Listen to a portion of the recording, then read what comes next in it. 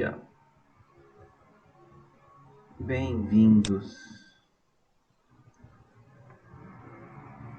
novamente. Vamos nós para mais uma segunda-feira, iniciando com filosofia. Namastê para vocês. Semana passada eu falei um pouco sobre as questões filosóficas, que tipo de perguntas são perguntas que a filosofia se faz e faz ao mundo e à vida.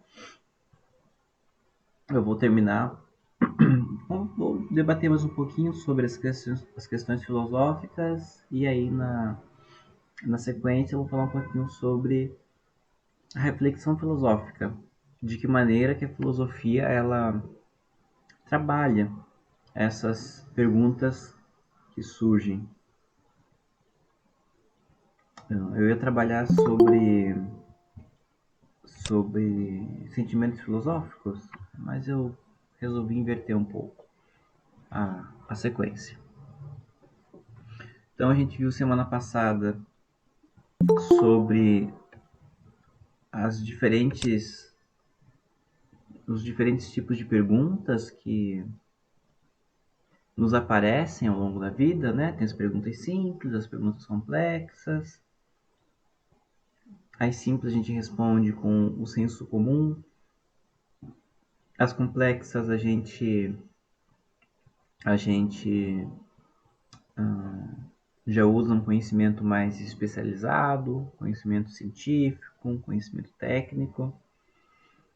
E as perguntas filosóficas, elas são o que eu chamo de perguntas fundamentais da vida ou questões fundamentais da vida. Fundamentais porque são as perguntas que as respostas que nós damos a elas determinam a maneira como a gente vive. Então essas questões fundamentais, elas são as perguntas que dão sentido à nossa vida, são as perguntas que nos levam a agir de determinada maneira, nos levam a perceber o mundo, a nós mesmos e as outras pessoas de um determinado ponto de vista.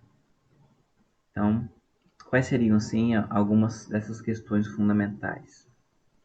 Eu vou apresentar aqui quatro ou cinco delas. Então, uma das perguntas fundamentais é o que é a verdade. A verdade é um problema fundamental da nossa vida, porque todos nós queremos a verdade. Até o mentiroso quer a verdade. O mentiroso, ele mente, ele falseia, ele engana. Mas o mentiroso, ele não aceita ser enganado. Ele não aceita que mintam para ele. Então, nesse sentido, até o mentiroso quer a verdade. Mas o que é a verdade? O que é a verdade? Já que todos nós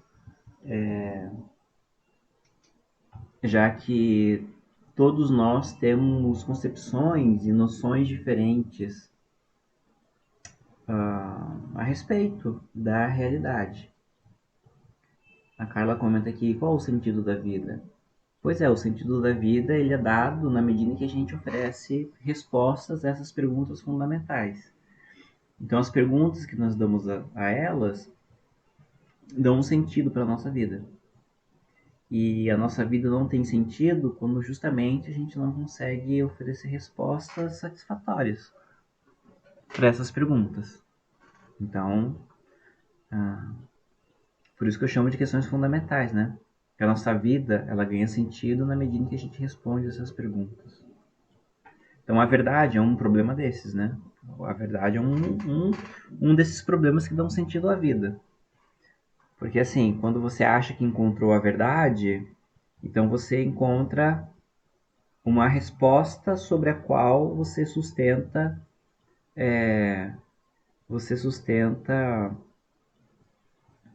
a noção de realidade que você tem.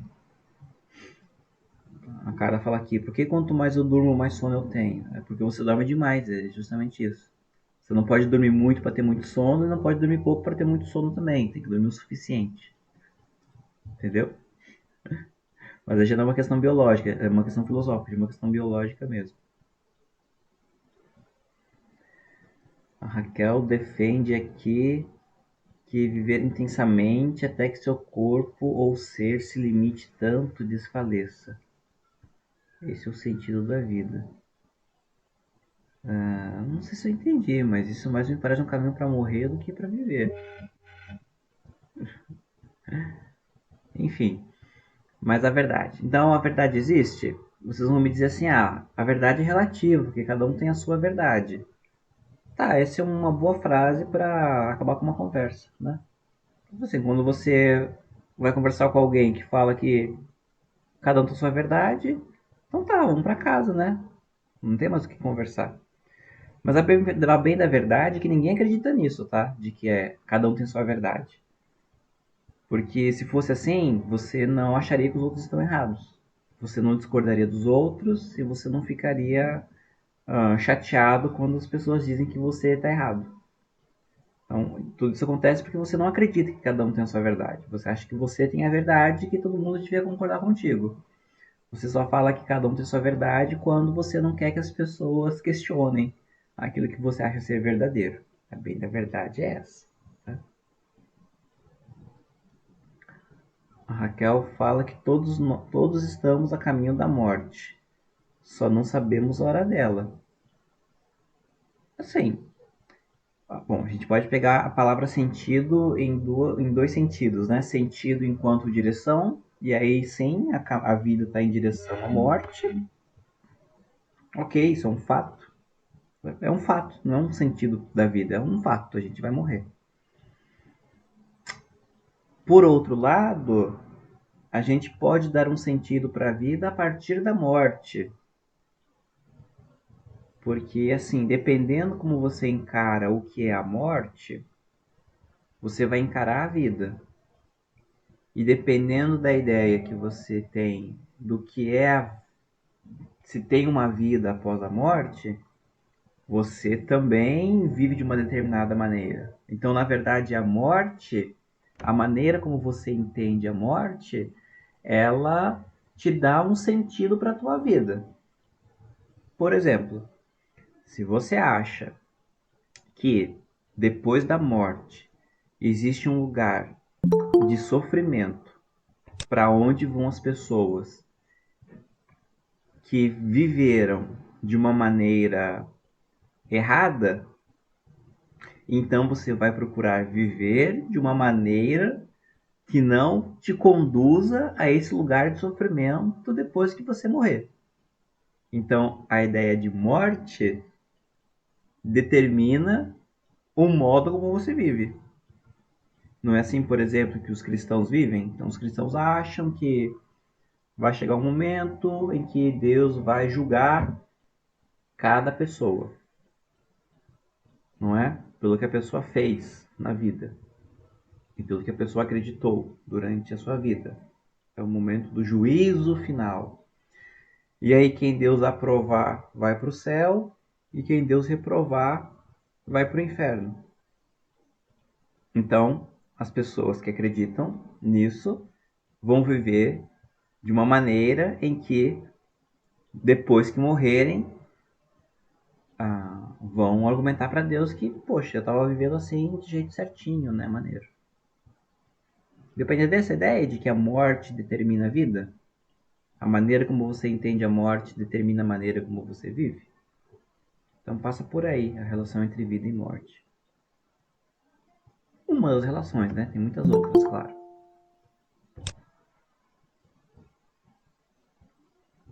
Agora, voltando para a questão da verdade. Então a verdade existe?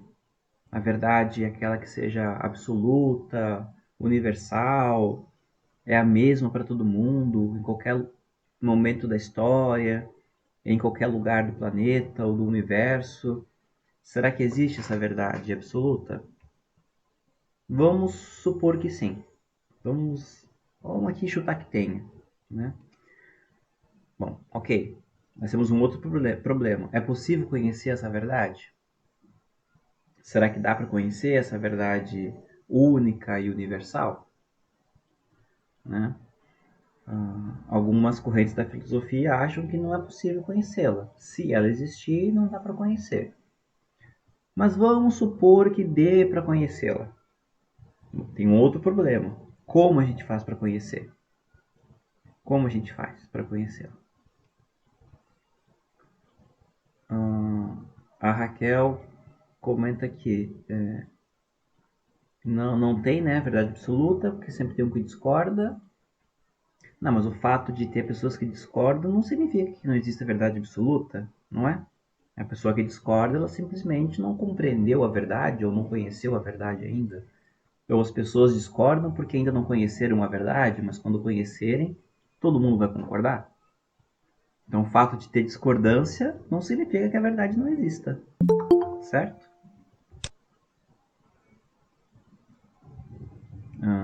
O Gustavo diz que a verdade existe, o é. Adoro o é, né? Essa certeza de vocês. A verdade existe. É verdade que todo ser humano nasce de uma mãe.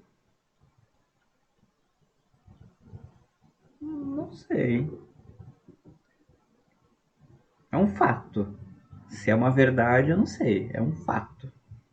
Né?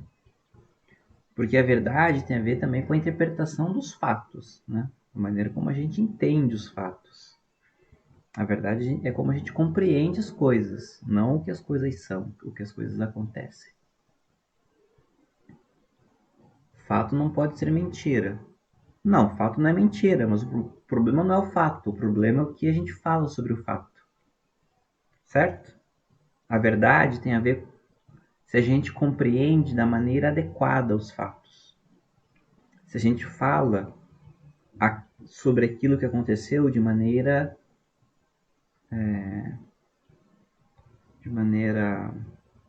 que corresponda ao que aconteceu, certo? Porque olha só, você fala assim que todo ser humano nasce de uma mãe. Isso é complicado. Eu não acho que todo ser humano nasce de uma mãe. Porque a ideia de mãe é uma construção social. Se você me falasse assim, todo homem nasce de uma mulher, aí tudo bem, né? Mas nasce de uma mãe, não sei que nasce de uma mãe. Tem mães que abandonam seus filhos. Tem crianças que quando nascem são abandonadas pela mulher que pariu. Você vai dizer que essa mulher é uma mãe? Não, né? Então, já começa por aí. Mãe é uma construção social. A ideia de mãe é uma construção social.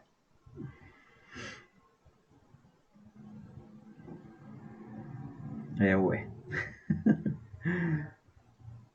Então a verdade existe? Se ela existe, dá para conhecer? Se dá para conhecer, como faz para conhecer?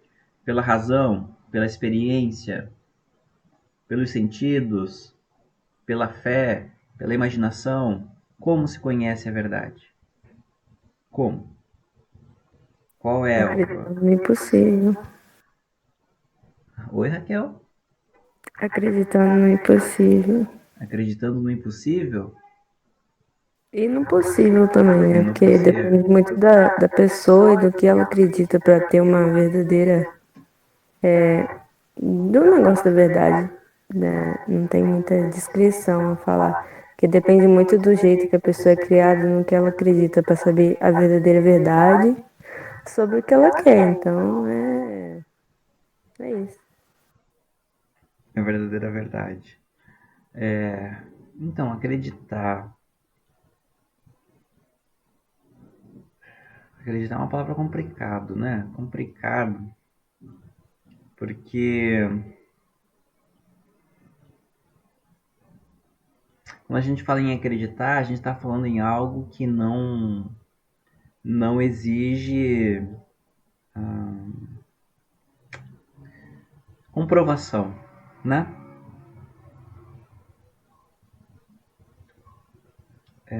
Acreditar é você dar um crédito. Sabe o que é dar um crédito? É você emprestar alguma coisa para uma pessoa na expectativa de que essa pessoa vai devolver.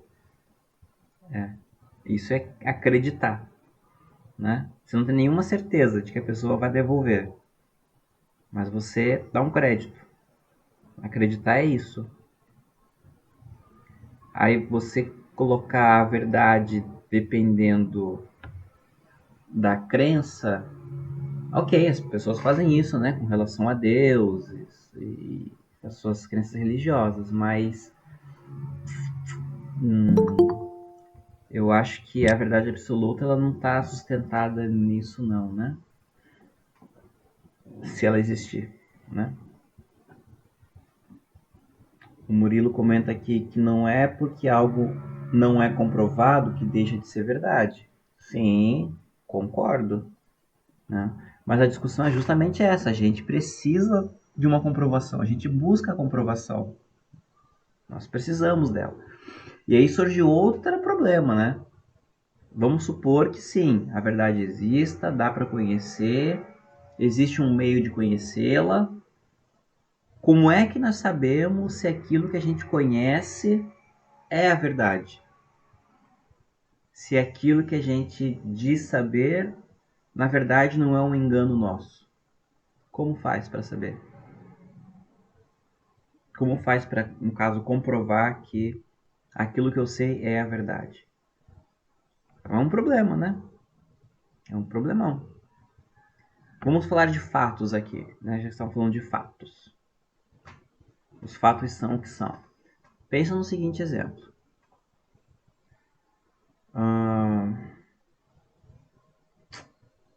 Deixa eu pensar num exemplo aqui.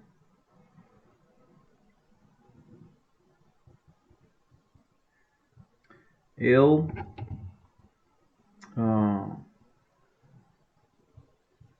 Supor que eu tenho uma namorada. Tenho uma namorada, beleza. Aí eu recebo uma ligação de uma mulher. Tá falando, até doido. É o Rafael que tá falando? Sim, sou eu. Então, Rafael, eu tô te ligando aqui para fazer uma cobrança de um boleto, não sei o quê.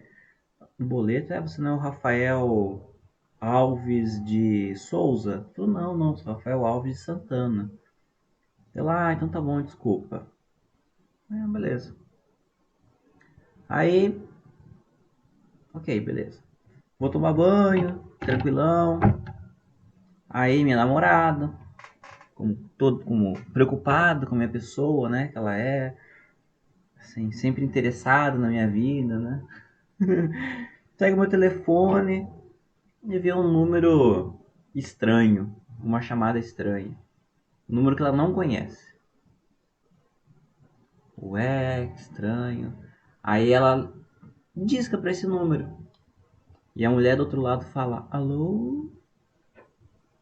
E ela desliga o telefone. Aí eu saio do banho, né? Saio do banho, né?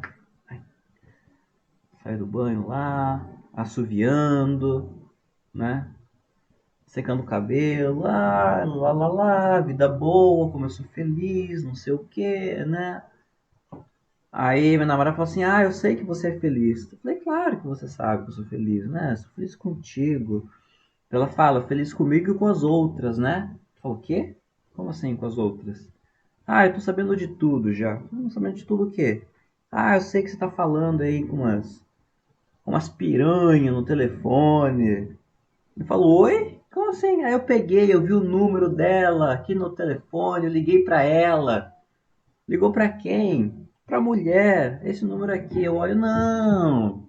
Você tá entendendo errado. Isso aí foi um engano. A pessoa ligou pra me cobrar. Seu mentiroso! Vocês homens mentem! Vocês só mentem! Vocês são todos safados! E aí? Temos um fato. Recebi uma ligação de uma mulher. E aí? E aí? Como é que fica a verdade nesse caso? A Emanuela diz, meu Deus, Meu Deus, Emanuela, meu Deus mesmo, essa é a vida, tá vendo? A verdade é briga, com certeza, Tyler. A verdade é essa, briga. Como é que faz? Como é que faz? Todos estamos sujeitos a isso, não é? A pessoa vê você andando lá com o teu amigo que é maconheiro. Você também é maconheiro, uai. Ou não? Claro que você é. Você anda com maconheiro. Quem anda com maconheiro é o quê? Maconheiro, óbvio. Óbvio. Óbvio. Ué. Hum. Enfim. Como é que ficam os fatos? Gustavo diz que não é. Sei. Brincadeira. Mas não é assim que as pessoas agem, né? A gente vê uma coisa, vê um fato. Mas e aí? E aí? Né? Ah, então a verdade é um problema, né?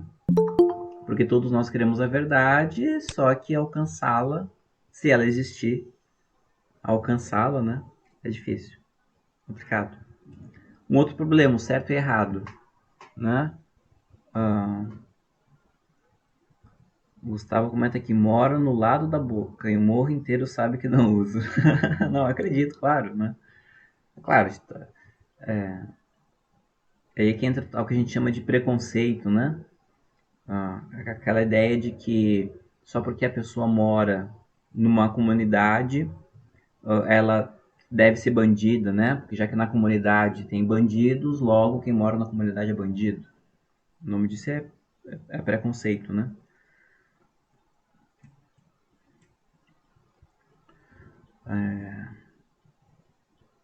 Enfim, o que é certo e errado é um problema também, né? Quem é que determina o que é certo e o que é errado? De onde é que vem essa noção de o que é certo e o que é errado? Quem é que diz? É a família? É a religião? É a autoridade? Autoridade, né? Pai, mãe, polícia, professor. Quem é que determina o que é certo ou errado? Se é você que determina o que é certo ou errado, qual é o critério para você dizer o que é certo ou o que é errado? É o resultado? Se o que você faz tem como consequência o bem, então é certo. Se tem como consequência o mal, é errado. Ah, então eu matei. Eu matei uma pessoa para eliminar o sofrimento dela. Ela estava sofrendo, matei ela.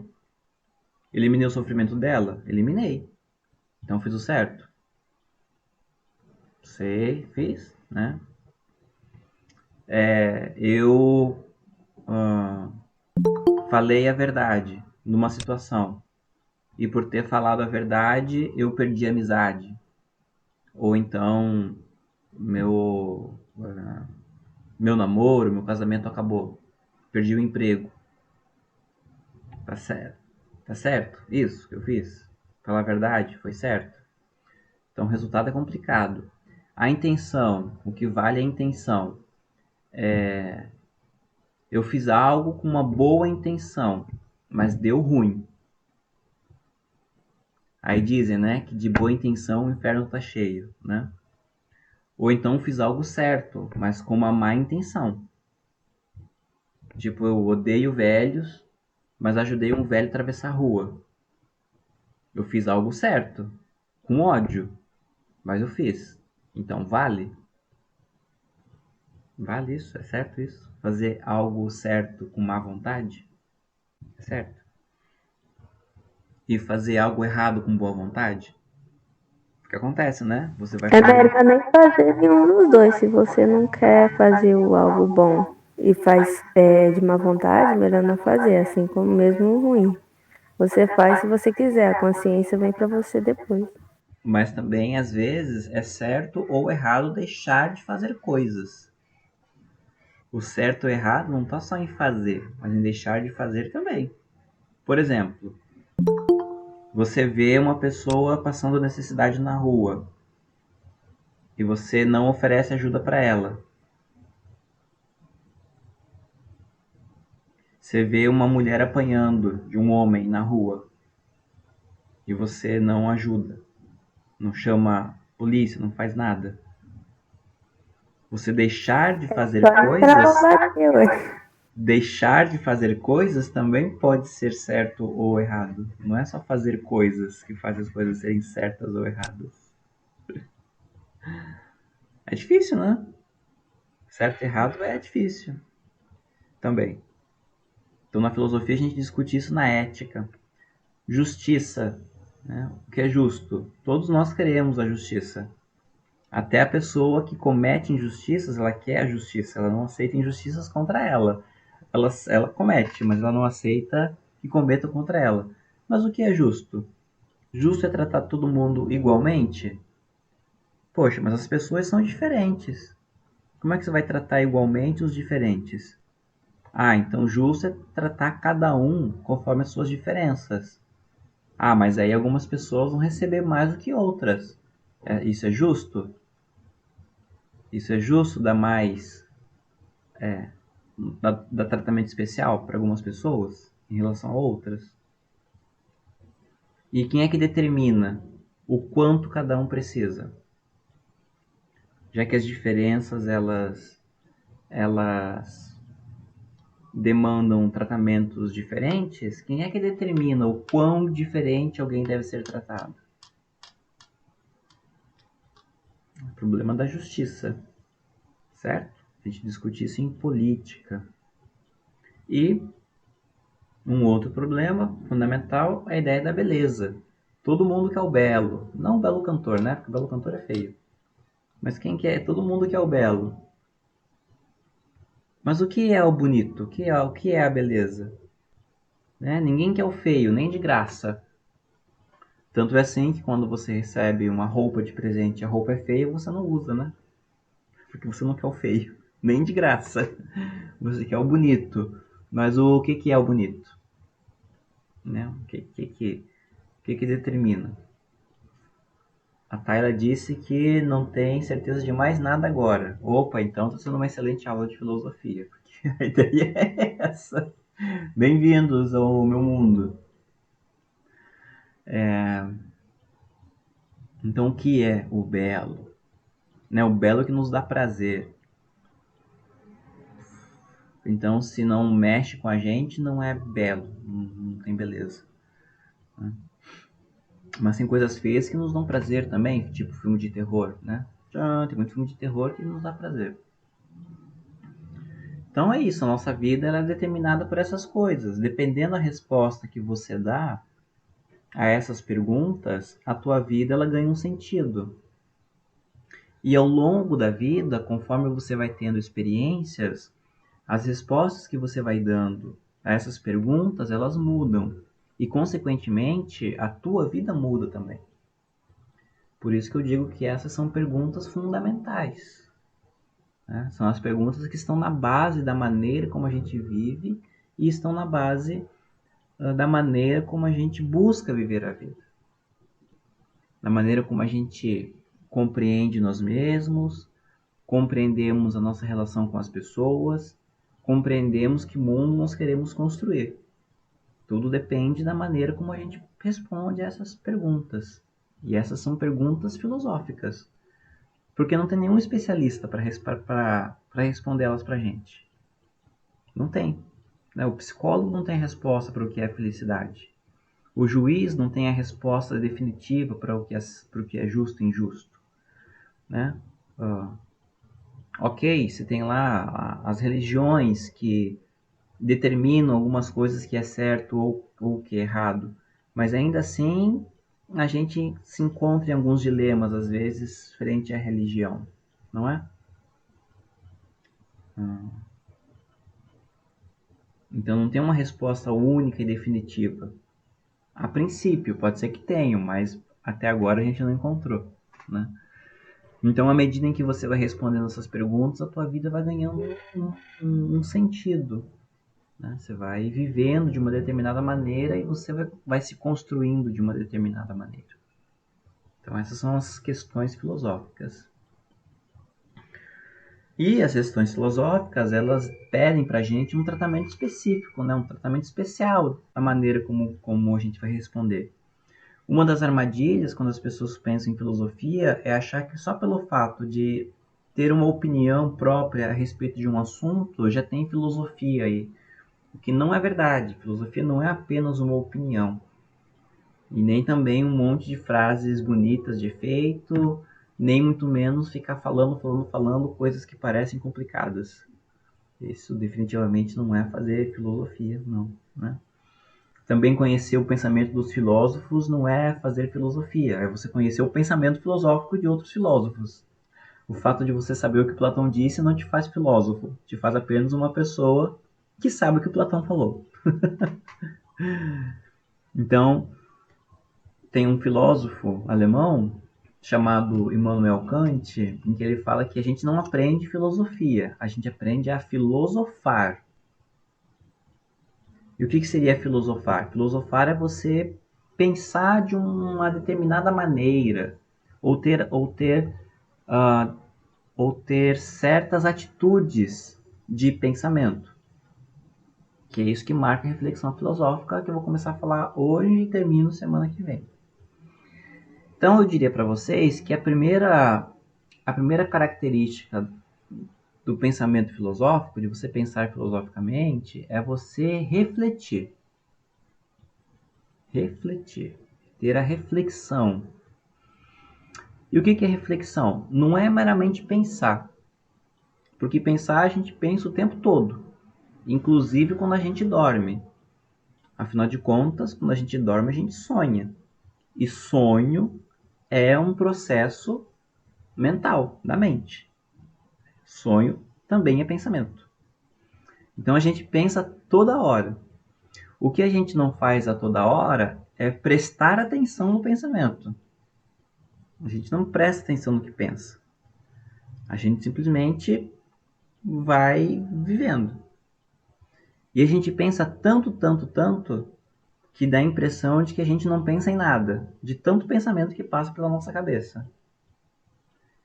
É igual aquele círculo das cores. Você tem todas as cores, aí quando você gira rápido o círculo, não fica tudo branco? Então, o nosso pensamento é a mesma coisa. Tem tanto pensamento na nossa cabeça, tanto pensamento passando a toda hora, a todo segundo, que a gente acha que não tem pensamento nenhum. Mas, na verdade, é sei lá, um tsunami de pensamentos. Então, refletir é pensar o pensamento. Refletir é prestar atenção no pensamento. É igual no espelho. O espelho não reflete as coisas. Quando você para na frente do espelho, quem é que você vê? A você mesmo. Então o espelho reflete você. Refletir é como se a gente colocasse o nosso pensamento na nossa frente para a gente olhar para ele. Assim como a gente para na frente do espelho para se olhar, refletir é olhar para o que a gente está pensando. Então essa é a primeira tarefa. Prestar atenção no que a gente pensa. Quer ver como a gente pensa pra caramba e não presta atenção nisso?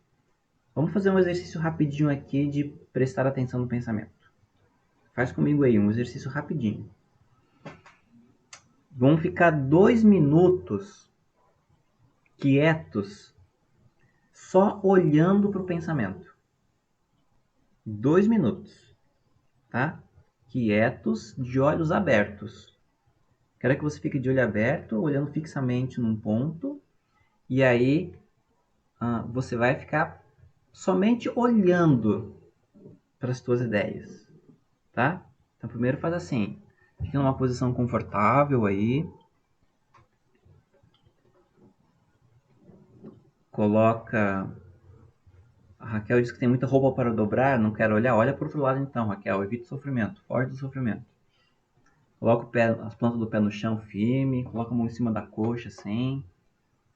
Vamos respirar 3 vezes fundo, primeiro, tá? Respira bem fundo e solta todo o ar pela boca, tá?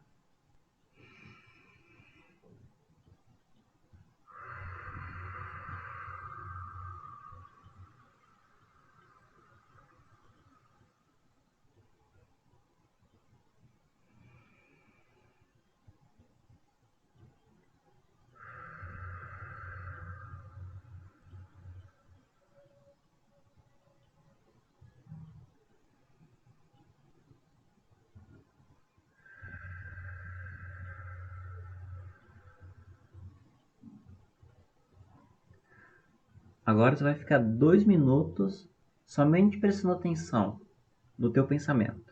Você não vai se apegar a nenhum pensamento. Você só vai olhar o que passa pela tua cabeça. Tá bom?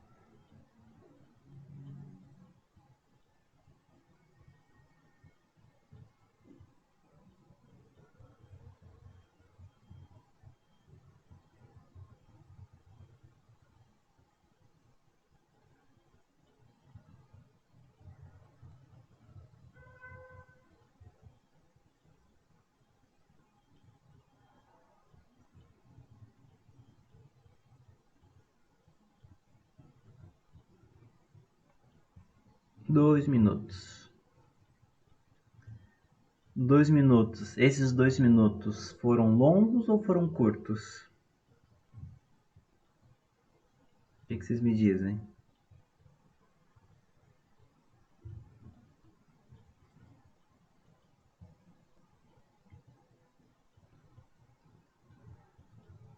Os 2 minutos mais longos da vida.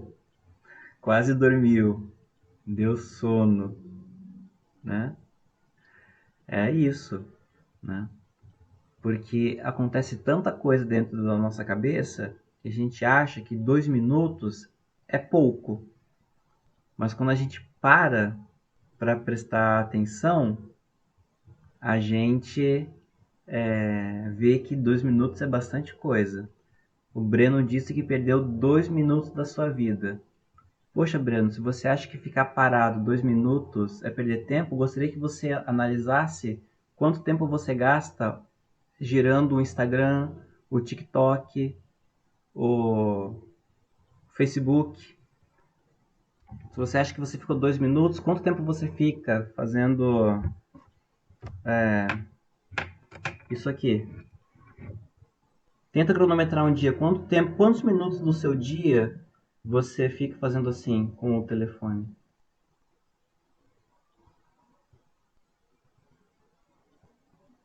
Ou quanto tempo você fica parado jogando um joguinho? É a mesma coisa. Ficar 2 minutos parado olhando é tanta perca de tempo quanto você ficar 2 minutos jogando um joguinho.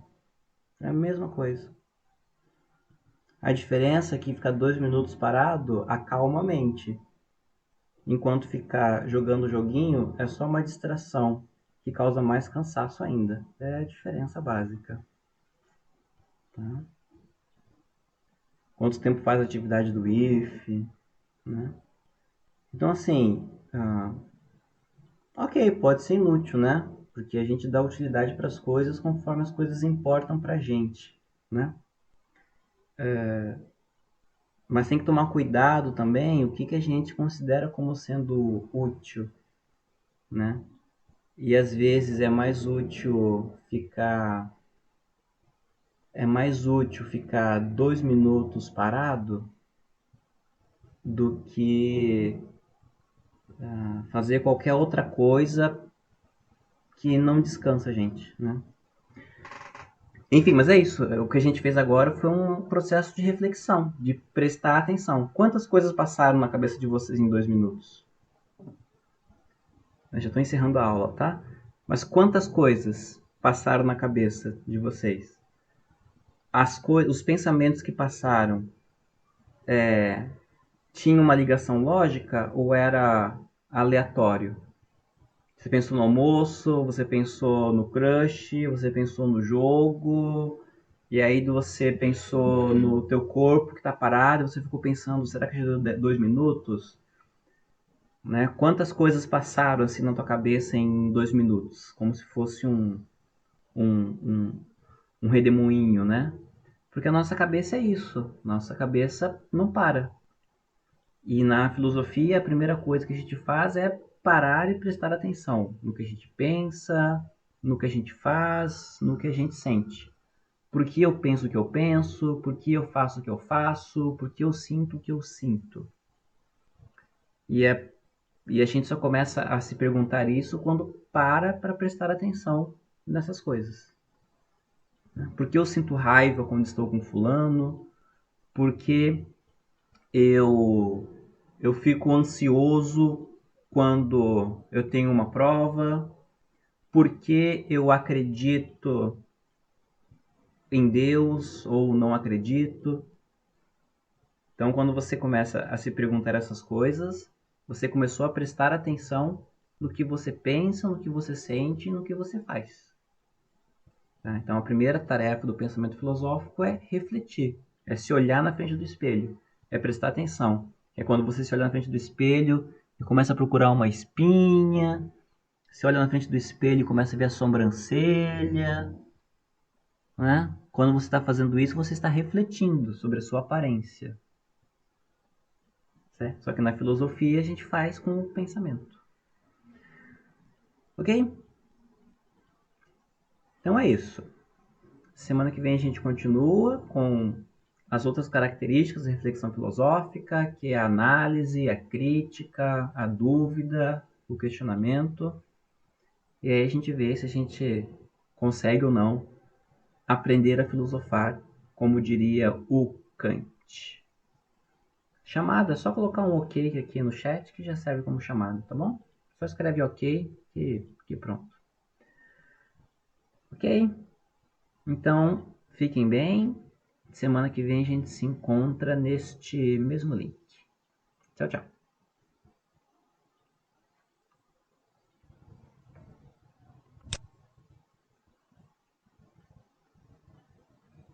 Finish. Isso.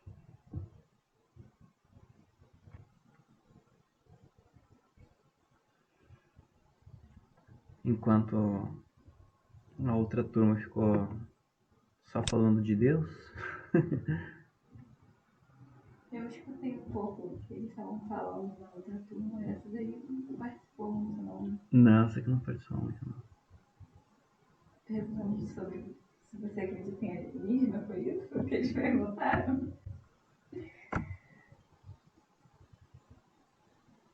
Se você acredita em Deus? Eu acho engraçado, né? Porque o professor é uma referência, então eles querem saber o que você acredita, né? Qual é o modelo, né? E se é filósofo, né? Então é um cara que, né? Se Eu acho ele engraçado que você não dá resposta.